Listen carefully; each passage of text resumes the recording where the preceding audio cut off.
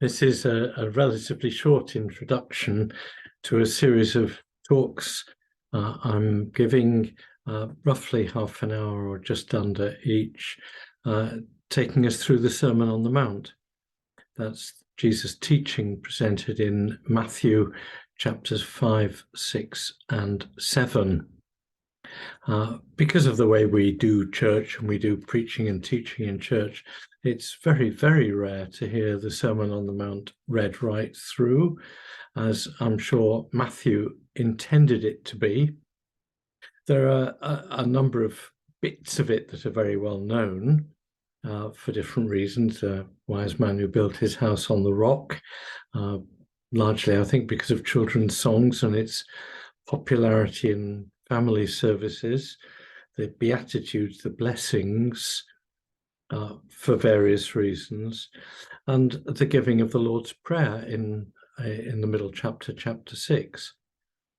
But taking the Sermon on the Mount as a whole is something we're not able to do very often, and I suspect it isn't taught or understood as it should be, which is why I'm wanting to do this series. There are always a number of dangers. You could get bogged down in the wrong questions. It's very clear that some of the material in this Sermon on the Mount, Jesus said in different contexts and places and in different ways. Luke recounts some of what Matthew gives us in different times and places, and that is fine. It isn't a concern. Anyone who does 3 years teaching will do some repetition and will say the same good things in different contexts at different times. And that's clearly what Jesus did.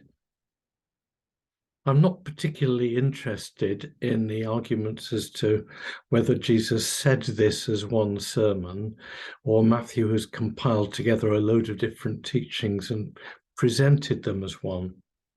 Matthew clearly does intend us to understand that this is one sermon. He introduces it in that way at the beginning of chapter 5, and he ends it in that way at the end of chapter 7.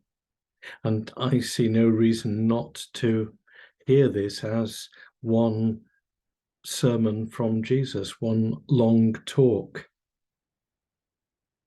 And there is a consistent flow of argument through it, though it touches on many different things.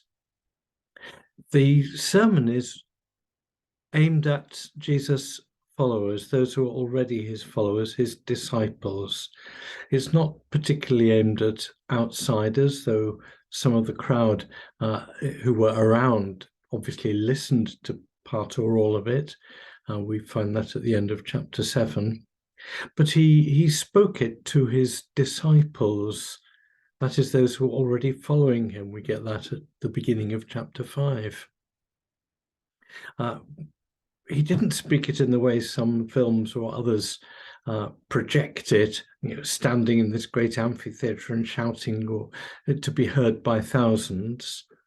We're told he sat down, as was the normal method of teaching in a synagogue or to a comparatively small group of people.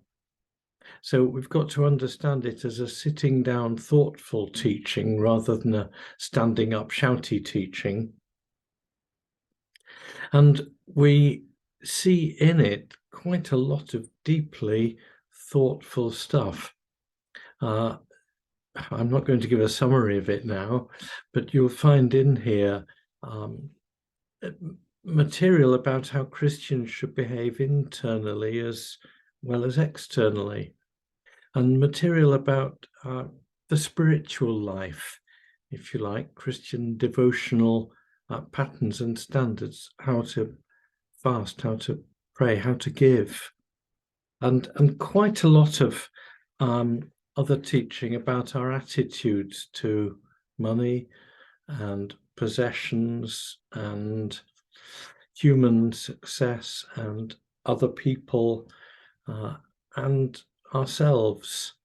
There's a lot of what we could call discipleship teaching, And I think many churches are short on that these days. So it's good to have it here. As long as we don't get the idea that this is about how to be good and therefore earn blessing. Because from the outset, Jesus is declaring blessing. You are blessed.